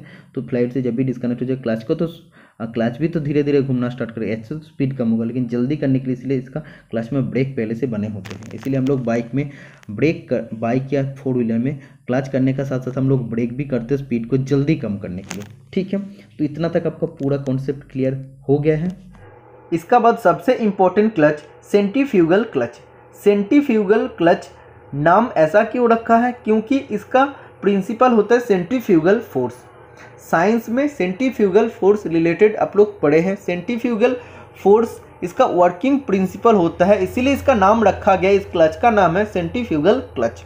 तो सबसे पहले मैं आप लोग को समझाऊंगा सेंट्रीफ्यूगल फोर्स क्या होता है, उसका बाद मैं आप लोग को समझाऊंगा सेंट्रीफ्यूगल क्लच कैसे सेंट्रीफ्यूगल फोर्स का ऊपर काम करता है। ठीक है, तो जस्ट मैं आपको एग्जांपल दे रहा हूँ। एक आदमी अगर एक पत्थर को धागे से बांध के उसको सर्कुलर मोशन में घुमा रहा है, ठीक है, जैसे हम लोग सोचो हम एक पत्थर को धागे से बंधा है और ऐसे हम लोग सर्कुलर मोशन में घुमा रहे हैं, तो पत्थर क्या कोशिश करेगा, पत्थर बाहर जाने का कोशिश करेगा और वो बाहर निकालने का कोशिश करेगा। धागे से क्या हो, टूट के वो बाहर निकालने का कोशिश करेगा, मतलब उसमें फोर्स तो रहता है। इसीलिए क्या होता है, जब भी हम लोग हाथ से इस धागे को घुमाते हैं तो धागे एकदम टाइट रहता है, धागे एकदम पूरा टाइट रहता है और पत्थर वाले कोशिश करते हैं बाहर तरफ जाने का धागे से टूट के। ठीक है, तो ये जो बाहर तरफ जाने का जो फोर्स होता है ये होता है सेंट्रीफ्यूगल फोर्स। तो केंद्र से ये केंद्र कौन सा होगा, सेंटर पोर्शन कौन का, जहां से हम मेरा हाथ है तो हाथ से हम लोग धागे को घुमा रहे हैं तो होगा सेंटर पोर्शन। तो ऑलवेज क्या कोशिश करता है, सेंटर से बाहर का तरफ निकालने का कोशिश करता है। तो ये फोर्स होता है सेंट्रीफ्यूगल फोर्स। और जो प्लैनेट में होता है, प्लैनेट जैसे आप लोग ग्रह उपग्रह में आप लोग पढ़ते हैं, तो उसमें क्या, तो उसमें सेंट्रीपिटल फोर्स काम करता है, मतलब वो ऑलवेज केंद्र की तरफ आने का कोशिश करता है, सेंटर का तरफ, बाहर से अंदर का तरफ आने का कोशिश करता है, वो होता है सेंट्रीपिटल फोर्स। ठीक है, तो सेंट्रीफ्यूगल क्लच क्या होता है, तो उसका प्रिंसिपल क्या होता है मैं आपको समझा दिया हूँ। ठीक है, इसका बाद आपको सबसे पहले मैं आपको डायग्राम समझाऊंगा, तभी आपको समझ में आएगा। तो इसमें आप देख सकते हैं ये होता है आपका इंजन का साथ एक आपका काउंटर शाफ्ट लगे रहता है, इसको आप लोग इनपुट शाफ्ट कहते हैं, ये घूमेगा। इसका बाद आप देखिए इसका बीच में जो क्लच होता है ये आपका क्लच होता है। ठीक है, तो इस क्लच को हम लोग ऐसे ड्रॉ किए हैं। ओके, और आप देख सकते हैं क्लच का बाहर जो एक ढक्कन जैसा है उसको हम लोग आउटर असेंबली कह रहा है, सब साफ साफ लिखा है। तो ये क्लच को हम लोग ऐसे जब ड्राइंग बनाया है तो इसमें आपको क्या देखने को मिल रहा है, ये होता है आउटर असेंबली। इसका बाद बीच वाला होता है आपका शाफ्ट, इंजन शाफ्ट, मतलब जो इंजन का शाफ्ट जो कनेक्टेड है, इनपुट शाफ्ट बोल सकते हैं या इंजन शाफ्ट है।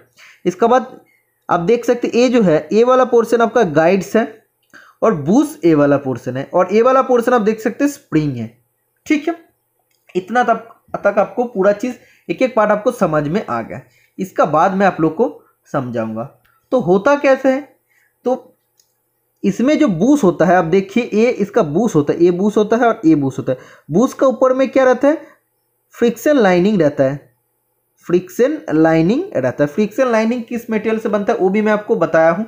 ठीक है, तो फ्रिक्शन लाइनिंग इधर रहता है। तो फ्रिक्शन लाइनिंग जब आउटर असेंबली के साथ कनेक्टेड होगा तब क्या होगा, तभी वो घूमेगा। और ऐसे तो आप देखिए जो बूस रहेगा, बूस तो ऐसे तो कनेक्ट नहीं होता, और इसमें एक फ्रिक्शन लाइनिंग भी रहता है। ठीक है, लेकिन फ्रिक्शन लाइनिंग रहने के बाद भी वो आउटर असेंबली के साथ वो छूता नहीं है, मतलब वो टच नहीं होता। तो कैसे घूमेगा, आउटर असेंबली भी घूमेगा नहीं। तो इधर आप लोग समझ सकते हैं इनपुट शाफ्ट जो है ऐसे, उसमें आप देख सकते हैं ये जो आपका स्प्रिंग है। ठीक है, ये जो आपका स्प्रिंग है, इधर भी मैं स्प्रिंग लगाया हूं, और ये आपका क्या है, ये आपका बूस है, और उसके ऊपर रहता है फ्रिक्शन लाइनिंग रहता है। लेकिन वो क्या होता है, वो आउटर असेंबली को स्पर्श नहीं करता है। तो जब छूता नहीं है तो आउटर असेंबली कैसे घूमेगा, आउटर असेंबली जब तक नहीं घूमेगा तो आउटपुट शाफ्ट भी घूमेगा नहीं, तो पावर ट्रांसमिशन तो नहीं होगा। इसलिए होता कैसे है, आपको सब कुछ समझाऊंगा, धीरे धीरे मैं आपको समझाऊंगा।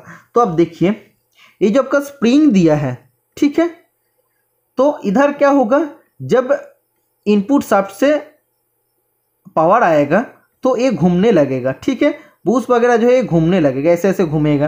तो जब भी स्पीड बढ़ेगा तो क्या होगा, ये जो बूस है और इधर जो आपका फ्रिक्शन लाइनिंग इसका ऊपर रहेगा, बूस का ऊपर रहेगा फ्रिक्शन लाइनिंग, वो ऑलवेज कोशिश करेगा बाहर का तरफ जाने का, बाहर का तरफ निकालने का कोशिश करेगा। लेकिन देखिए आउटर असेंबली के साथ बूस का कोई भी कनेक्शन नहीं होता है। एक्चुअली बूस का ऊपर फ्रिक्शन लाइनिंग रहता है, तो फ्रिक्शन लाइनिंग का तो सबसे पहले कनेक्टेड होना चाहिए, बट वो होता नहीं है। तो जब तक नहीं होगा तब तक घूमेगा नहीं। इसीलिए हम लोग जब भी इंजन का इनपुट शाफ्ट का स्पीड बढ़ाते हैं, धीरे धीरे जब भी बढ़ेगा तो क्या होगा, ये बूस भी सेंट्रीफ्यूगल फोर्स के कारण बाहर निकालने का कोशिश करेगा। तब क्या होगा, ये बूस का ऊपर जो फ्रिक्शन लाइनिंग रहता है, फ्रिक्शन लाइनिंग आके आउटर असेंबली में टच होता है, स्पर्श होता है। ठीक है, और ये वाला बूस भी आउटर असेंबली में आके छूता है। एक्चुअली बूस नहीं छूता, उसके ऊपर फ्रिक्शन लाइनिंग रहता है, फ्रिक्शन लाइनिंग आउटर असेंबली में आके स्पर्श करता है। तब क्या होता है, जब भी वो टच होता है तो ये भी घूमता है, बूस भी घूम रहा है, तो इधर आपका आउटर असेंबली भी घूमेगा। तो इधर आप देख सकते हैं आपका इनपुट शाफ्ट है, तो ये आपका स्प्रिंग है। तो जब भी आउटर इनपुट शाफ्ट का स्पीड बढ़ेगा तो क्या होगा, ये जो स्प्रिंग है वो तो खींचा जाएगा और वो बाहर तरफ जाने का कोशिश करा, बूस भी बाहर तरफ जाने का कोशिश करा। बूस जब ये आउटर असेंबली को छुएगा तब क्या होगा, ये आउटर असेंबली भी घूमने लगेगा। आउटर असेंबली जब भी घूमेगा आउटपुट शाफ्ट भी घूमेगा, तो पावर ट्रांसमिशन ऐसे होता है। ठीक है, इसमें सेंट्रीफ्यूगल फोर्स काम कर रहा है, इसीलिए क्या हो रहा है, बूस बाहर का तरफ जाने का कोशिश कर रहा है। तो इतना तक तो आपको समझ में आ जाना चाहिए। कैसे मैं आपको समझाऊँ, देखो बेसिक फंडामेंटल सेम है, कैसे क्या होता है, बट इसका प्रोसेस थोड़ा सा अलग होता है। ठीक है, इसका कौन सा पार्ट को क्या कहते हैं आपको सबसे पहले समझ में आना चाहिए। आप देख सकते हैं आपका इनपुट शाफ्ट है या इंजन शाफ्ट है, ये बीच में जो आपका दिख रहा है ये इंजन शाफ्ट है या इनपुट शाफ्ट आप लोग बोल सकते हैं। इसका बाद ये आपका स्प्रिंग है, ये आपका बूस है, बूस का ऊपर रहता है, ये ऊपर रहता है फ्रिक्शन लाइनिंग। ठीक है, तो आप देखिए ऐसे इसका जो असेंबली है, आउटर असेंबली का साथ वो टच नहीं होता। तो जब तक टच नहीं होगा तो ऐसे इनपुट शाफ्ट घूमेगा, इनपुट शाफ्ट का साथ बूस भी घूमेगा, स्प्रिंग भी घूमेगा, जस्ट घूमेगा। बट जब भी इसका स्पीड बढ़ेगा, इनपुट शाफ्ट का स्पीड बढ़ेगा, तो ऑलवेज कोशिश करेगा कि बाहर का तरफ जाने का, बाहर का तरफ जब भी जाने का कोशिश करेगा तो बूस का ऊपर जो फ्रिक्शन लाइनिंग है, दोनों बूस का ऊपर फ्रिक्शन जो लाइनिंग है, तो वो आउटर असेंबली में क्या होगा, स्पर्श करेगा, टच करेगा। तो आउटर असेंबली जब भी टच होगा तो क्या होगा, आउटर असेंबली भी घूमेगा, और आउटर असेंबली के साथ आप देख सकते हैं आउटपुट शाफ्ट कनेक्ट हो तो आउटपुट शाफ्ट भी घूमेगा। ठीक है, तो इसका बाद और एक डायग्राम में आप देख सकते हैं।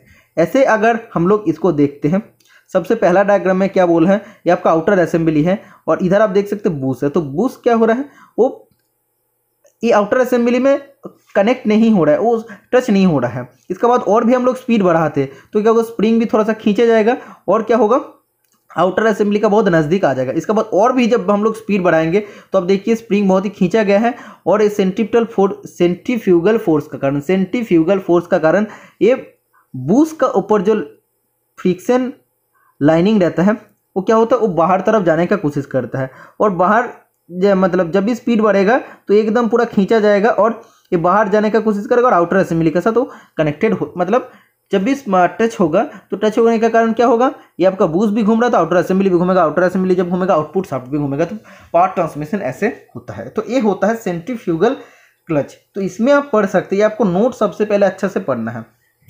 When the inner piece has achieved a sufficient high piece, तो इनर पीस जब हाई स्पीड प्राप्त करेगा, सफिशिएंट हाई स्पीड जब प्राप्त करेगा, उच्च गति प्राप्त करेगा, centrifugal weights swivel towards the outside, तो सेंट्रीफ्यूगल जो वेट होता है वो क्या करेगा, आउटसाइड का तरफ जाने का, आउटसाइड का तरफ घूमने का कोशिश करेगा। Press the jaw on the outer piece, तो उसका जो जॉ रहता है जिसको हम बूस्ट बोले हैं, तो वो क्या करेगा, आउटर पीस का साथ तो कनेक्टेड होगा, और आउटर पीस का ऊपर क्या रहता है, बूस्ट का ऊपर रहता है फ्रिक्शन लाइनिंग, और फ्रिक्शन लाइनिंग क्या होगा, आउटर असेंबली का साथ जब भी वो फ्रिक्शन करेगा तो क्या होगा, वो आउटर असेंबली को भी घुमाएगा। ठीक है, तो ऐसे घूमता है। और इसके लिए कोई भी आपको इसमें क्लच को एंगेज करने के लिए और डिसएंगेज करने के लिए कोई भी आपका अब इसमें क्लच पेडल नहीं रहता है। ठीक है, ये चीज़ आपको याद रखना है, सेंट्रीफ्यूगल क्लच में कोई भी क्लच पेडल नहीं होता। क्यों नहीं होता आपको समझ में आ रहा है, क्योंकि टोटल डिपेंड कर रहा है इंजन स्पीड के ऊपर। इंजन स्पीड जब ज़्यादा होगा तो आउटपुट शाफ्ट भी घूमेगा, क्योंकि ये सेंट्रीफ्यूगल फोर्स का कारण ये बाहर तरफ आएगा, और इसका जो फ्रिक्शन लाइनिंग रहेगा, बूस्ट का ऊपर जो फ्रिक्शन लाइनिंग रहेगा वो आउटर असेंबली के साथ जब भी कनेक्ट होगा तो फ्रिक्शन का दौरान वो आउटर असेंबली को घुमाएगा और पावर को ट्रांसमिट करेगा। तो ये एक्चुअली स्पीड का ऊपर डिपेंड करते हैं। इसमें आपको वो भी बताया कि when the speed is reduce, speed जब कम हो जाएगा, क्लच ओपन इटसेल्फ, क्लच क्या होगा, ऑटोमेटिकली ओपन हो जाएगा। क्लच जब भी ओपन हो जाएगा मतलब क्लच जब डिसएंगेज, ओपन होना मतलब कि डिसएंगेज हो जाएगा।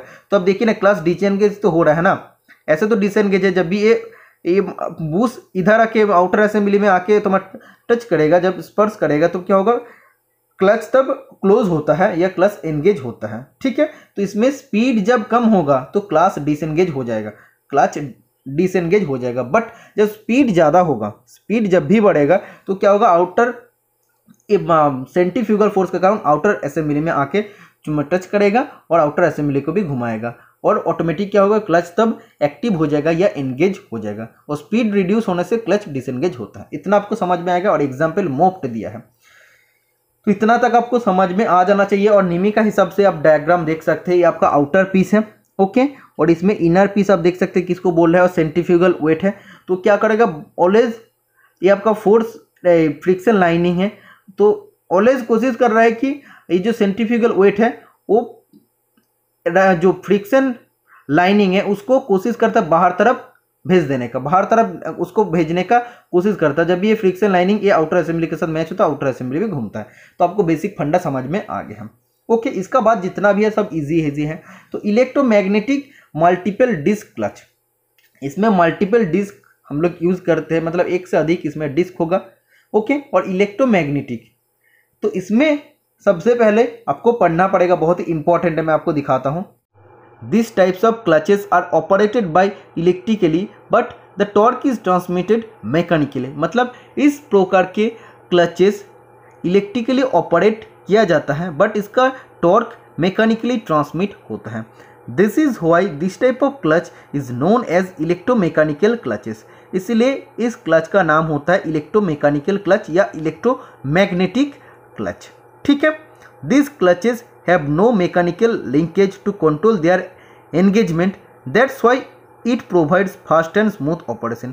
तो इस टाइप ऑफ क्लच में कोई भी मैकेनिकल लिंकेज नहीं रहता है इसका एंगेजमेंट को टोटल कंट्रोल करने के लिए। तो इसका टोटल एंगेजमेंट कैसे कंट्रोल होता है, इलेक्ट्रिकली कंट्रोल होता है, इसलिए ये फास्ट प्रोसेस होता है, स्मूथ ऑपरेशन होता है। Electromagnetic clutches are most suitable for a remote operation, electromagnetic clutches हम लोग रिमोट ऑपरेशन के लिए यूज करते हैं। That means you can operated clutch at distance, मतलब आप लोग काफ़ी डिस्टेंस में भी हम लोग इस टाइप ऑफ क्लचेस का इस्तेमाल कर सकते हैं। ठीक है, तो इतना तक आपको समझ में आ गया। इसका बाद आपको पढ़ने के लिए हिंदी पढ़ना पड़ेगा। संचालित शाफ्ट पर एक आर्मेचर और चालक शाफ्ट पर एक इलेक्ट्रोमैग्नेट होता है। इसका नाम क्यों इलेक्ट्रोमैग्नेटिक क्लच है, तो चाहे मल्टीपल डिस्क है चाहे सिंगल डिस्क है तो अलग चीज़ है, लेकिन इसका नाम इलेक्ट्रोमैग्नेटिक क्लच क्यों है ये आपको सबसे पहले जानना चाहिए। क्योंकि इसका जो ड्राइविंग शाफ्ट होता है, ड्राइविंग शाफ्ट पर एक इलेक्ट्रोमैग्नेट रहता है और ड्रिवेन शाफ्ट पर एक आर्मेचर रहता है, ओके। तो इसमें आप देख सकते हैं, इसमें आपका ड्राइवर शाफ्ट, तो इसमें जो आपको मैं इमेज दिखा रहा हूँ ये उल्टा है। पहले हम क्या बोल रहे थे, इस साइड को ड्राइवर शाफ्ट बोल रहा था, बट इसमें जस्ट इसका डायग्राम जो दिया है उल्टा दिया है, इस साइड को ड्राइवर शाफ्ट बोल रहे हैं, कोई दिक्कत नहीं है, जस्ट इसका इमेज में ऐसे दिया है। तो ये आपका ड्राइविंग शाफ्ट है, ठीक है। इधर आपका इंजन है, इंजन से पावर आ रहा है, तो ये आपका इनपुट शाफ्ट आप बोल सकते हैं। तो ये भी जब घूमेगा, और इसमें क्या रहता है, इसमें आप देखिए, इसमें आपका इलेक्ट्रोमैग्नेट रहता है, ठीक है, क्योंकि इधर आपको वही बोला है कि चालक शाफ्ट पर एक इलेक्ट्रोमैग्नेट रहता है। तो ये इलेक्ट्रोमैग्नेट है, ये दो इलेक्ट्रोमैग्नेट। और ड्रिवेन शाफ्ट पर, ठीक है, तो ड्रिवेन शाफ्ट पर, चालित शाफ्ट पर क्या रहता है, एक आर्मेचर रहता है। ये आपका एक आर्मेचर है, ठीक है। तो जब हम लोग इधर इसको आपका इलेक्ट्रोमैग्नेट को, इसमें आपको क्या बोला है कि इलेक्ट्रोमैग्नेट रहता है, तो ये इलेक्ट्रोमैग्नेट में हम लोग जब भी इलेक्ट्रिक सप्लाई देंगे, इलेक्ट्रिक सप्लाई जब भी हम लोग प्रोवाइड करेंगे, तो ये आर्मेचर का साथ क्या करेगा, इधर इलेक्ट्रोमैग्नेट में हम लोग करंट प्रोवाइड कर रहे हैं, और आर्मेचर का साथ क्या होगा, एक इलेक्ट्रोमैग्नेटिक फील्ड बनाएगा। और जब भी फील्ड बनाएगा इलेक्ट्रोमैग्नेटिक, तो आर्मेचर को अपने तरफ खींचेगा, और अपने तरफ खींचेगा। और इधर आप देख सकते हैं जो आपका फ्रिक्शन, इधर एक डिस्क है और इधर एक डिस्क है, दोनों आपस में जुड़ जाएगा। और क्या होगा, फिर ये ड्राइवर शब्द घूमेगा। ये आपका ऐसे तो इलेक्ट्रिकल सप्लाई आप लोग दे रहे हैं, करंट सप्लाई दे रहे हैं आपका इलेक्ट्रोमैग्नेट में, इसीलिए आर्मेचर को अपने तरफ खींच के रखेगा। तो ये जब भी ये आपका फ्रिक्शन प्लेट और ये फ्रिक्शन प्लेट जुड़ जाएगा, तो ड्राइवर शब्द घूमेगा, ये आपका घूमेगा और ये भी घूमेगा, क्लच प्लेट घूमेगा, तो इधर भी आपका पावर ट्रांसमिशन हो जाएगा। इतना तक भी आपको समझ में आएगा। देखिए बेसिक फंडा सब कुछ सेम है, पावर कैसे ट्रांसमिट हो रहा है सब कुछ सेम है, बट इसका अब देखिए कि अलग अलग चीज़ें इसमें हम लोग यूज़ कर रहे हैं। हाइड्रोलिक के लिए हाइड्रोलिक, इलेक्ट्रोमैग्नेट के लिए इलेक्ट्रोमैग्नेट यूज़ करना पड़ेगा, ठीक है। तो इसमें आप बोल सकते हैं, इसमें भी कोई भी आपका पेडल नहीं यूज़ होता, क्लच पेडल नहीं यूज़ होता है, क्योंकि इसको कंट्रोल करने के लिए, क्लच को कंट्रोल करने के लिए हम लोग किससे कंट्रोल कर रहे हैं, हम लोग करंट से कंट्रोल कर रहे हैं, इलेक्ट्रिक सप्लाई से कंट्रोल कर रहे हैं। तो जब आपको क्लच को, दोनों क्लच को डिसएंगेज करना पड़ेगा, तो क्या करना पड़ेगा, ये जो करंट सप्लाई आप इलेक्ट्रोमैग्नेट में प्रोवाइड कर रहे हो उसको बंद कर देना पड़ेगा। जब भी आप बंद कर देंगे, जब आपका इलेक्ट्रिक सप्लाई बंद हो जाएगा, तो क्या होगा, ये दो आपका जो डिस्क है, फ्रिक्शन डिस्क है, दोनों आपस में डिसएंगेज हो जाएगा, ठीक है।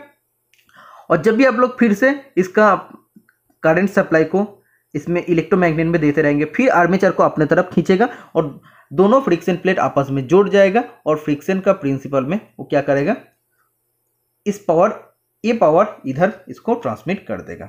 ये भी आपको समझ में आ गया कॉन्सेप्ट, ठीक है। तो ये आप पढ़ सकते हैं, आपको वही अच्छा से बोला है, तो कहाँ क्या होता है आपको देखना है।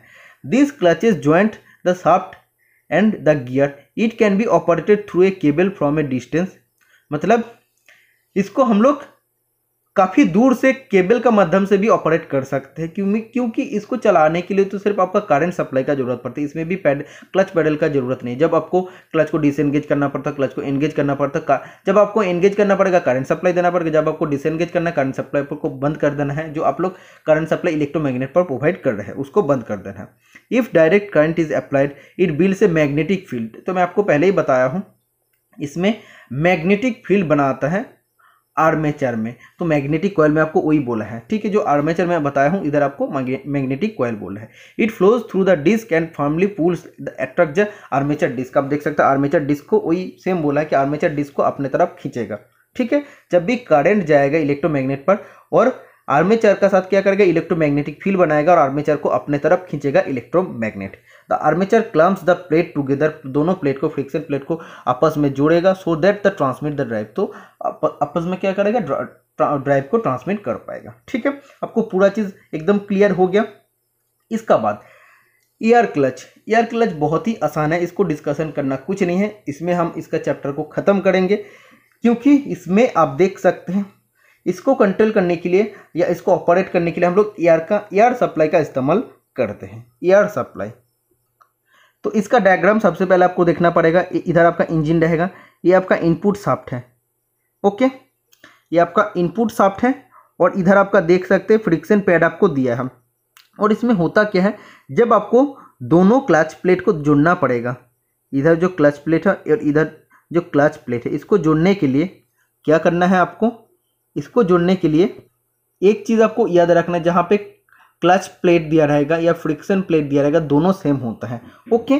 तो इधर जब आपको जोड़ना पड़ेगा, तो इधर से आपको इस साइड से जिस साइड में गियर रहता है, गियर ऑलवेज ड्रिवन साइड में रहता है, ये चीज़ आपको जानना है, क्योंकि ड्रिवन साइड में, तब से मैं आपको बता के आ रहा हूँ, ड्रिवन साइड में गियर बॉक्स रहता है। तो आपको एयर सप्लाई इधर से देना पड़ेगा। जब भी एयर सप्लाई देंगे तो क्या करेंगे, एयर प्रेशर क्या करेगा, जब भी एयर प्रेशर देंगे तो दोनों क्लच प्लेट को आपस में जोड़ देगा, मतलब क्लच एंगेज हो जाएगा। जब इधर से एयर सप्लाई हम लोग बंद कर देंगे तो क्या होगा, दोनों क्लच प्लेट क्या होगा, आपस से हट जाएगा, मतलब वो डिसएंगेज हो जाएगा। तो आपको समझ में आ गया, बहुत आसान इसका फैक्ट है, क्योंकि मेन जो आपको समझाना था इसका कॉन्सेप्ट मैं आपको समझा दिया हूँ। आप कोई भी क्लच के बारे में आप पढ़ सकते हैं, ठीक है।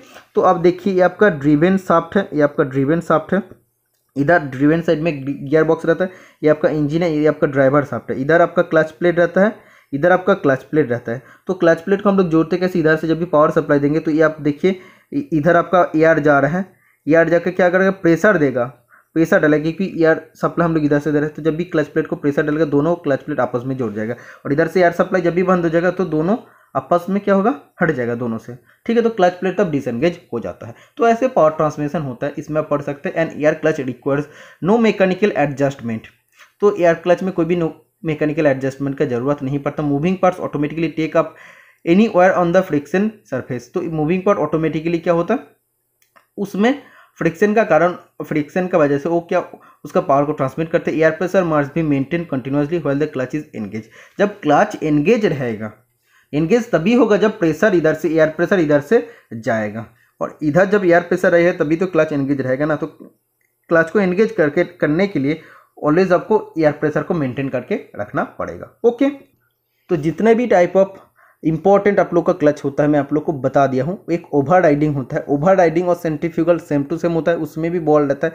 उसमें भी वो क्या होता है, बॉल जब आउटर असेंबली का साथ छूने का कोशिश करता है, उसमें भी आप देखिए ओवर राइडिंग जो क्लच होता है उसमें भी ऐसे ऐसे बॉल रहता है, ठीक है। तो ये बॉल जब आउटर असेंबली का जब स्पीड बढ़ेगा तो आउटर असेंबली का साथ क्या होगा, एक बॉल टच होगा। तो जब ये स्पर्श करेगा, जब भी इसको छुएगा, बॉल जब आउटर असेंबली छुएगा तो आउटर असेंबली को घुमाएगा और पावर को ट्रांसमिट करेगा। तो यही था आप लोग का क्लच चैप्टर। जितना डिटेल में आपको बताना था मैं आपको बता चुका हूँ। इससे ज़्यादा आपको डिटेल में एक्सप्लेनेशन कोई भी यूट्यूबर नहीं करेगा, हम 100% गारंटी के साथ आपको बता सकता हूँ। मैं अपने तरफ से पूरा 100% दे के आप लोगों को समझाने का कोशिश किया हूँ। ऑलवेज कोशिश करता हूँ कि बाकी जगह से आप लोग को बेस्ट कंटेंट आप लोग को प्रोवाइड करने का, और उतना ही कंटेंट प्रोवाइड करना जितना आईटीआई लेवल के लिए ज़रूरत होता है। ऐसा नहीं कि हम बहुत ज़्यादा अच्छा, मतलब अच्छा पढ़ाने के लिए पूरा एकदम आउट ऑफ सिलेबस हम टॉपिक पढ़ाएंगे, ऐसा कुछ नहीं है। आप लोग को भी शायद पूरा चीज़ समझ में आ गया, क्योंकि इतना दिन से आप लोग को ये सब चीज़ में प्रॉब्लम होता था। क्लच क्या है, कपलिंग क्या है, कपलिंग तो मैं बहुत ही अच्छा से और भी अच्छे से समझा दिया हूँ, और आपका क्लच भी समझा दिया हूँ। इसका बाद बियरिंग बाकी है। बियरिंग को भी कभी जब मेरा मन करेगा, जब टाइम मिल जाएगा मेरा, तो आप लोगों को बियरिंग भी चैप्टर अच्छा से क्लियर करूंगा। बियरिंग चैप्टर बहुत बड़ा चैप्टर है, इतना अच्छा, इतना जल्दी खत्म नहीं होगा, उसको 3 वीडियो तो एटलीस्ट प्रोवाइड करना पड़ेगा। तो एक एक करके प्रोवाइड करूंगा, सिर्फ आप लोग सपोर्ट करते रहना ऐसे ही। और जो भी स्टूडेंट आप लोग डीआरडीओ एग्जाम के लिए तैयारी कर रहे हैं, वो सभी स्टूडेंट डीआरडीओ का टेस्ट सीरीज आप लोग एनरोल कर सकते हैं, क्योंकि डीआरडीओ का टेस्ट सीरीज में जो हमने 25 सेट बनाया है, इसमें 120 क्वेश्चन रहेगा। तो ये 3120 क्वेश्चंस जो इंपॉर्टेंट सिलेक्टेड क्वेश्चन है, इसमें से आप लोगों का टेक्निकल में अगर आप लोग देखते हैं तो 80 × 25 आपको करना पड़ेगा, मतलब 2000 MCQ आपको मिल जाता है। एक किताब में भी आपको इतना MCQ नहीं मिलता। इसका बाद हमने 2000 MCQ का सीरीज भी चालू किया, और उसका 18 नंबर मतलब 900 क्वेश्चन भी कंप्लीट हो गया है, और उसका साथ उसका पूरा कॉन्सेप्ट भी क्लियर हो गया है। तो उसका मैं 1000 क्वेश्चन तो कंप्लीट कर दूंगा बहुत जल्दी। तो आप लोग का प्रिपरेशन बहुत अच्छा बनेगा अगर आप लोग टेस्ट सीरीज को एनरोल करेंगे। तो जितना भी स्टूडेंट अभी तक टेस्ट सीरीज एनरोल किया, सभी स्टूडेंट ने टेस्ट सीरीज का एक बहुत आप लोग अच्छा बोले कि बहुत अच्छा टेस्ट सीरीज आप प्रोवाइड किए, क्योंकि इतना सारा ऐप में जो आपको टेस्ट सीरीज आपको देने को मिलता है, इतना जगह यूट्यूब में आपको मिलता है। टेस्ट लेवल आप लोग देखेंगे, और मेरा टेस्ट का लेवल जितना भी स्टूडेंट ने देखा है, उस सभी स्टूडेंट ने मेरा नाम किया, बहुत अच्छा टेस्ट हुआ, ये भी हमें बोला है। तो बहुत अच्छा लगा। आने वाला दिन में भी आप लोग को मैं ऐसे हेल्प करते रहूँगा। तो मिलते रहना, और नेक्स्ट वीडियो में मिलते हैं। आज के लिए इतने, टाटा बाय बाय।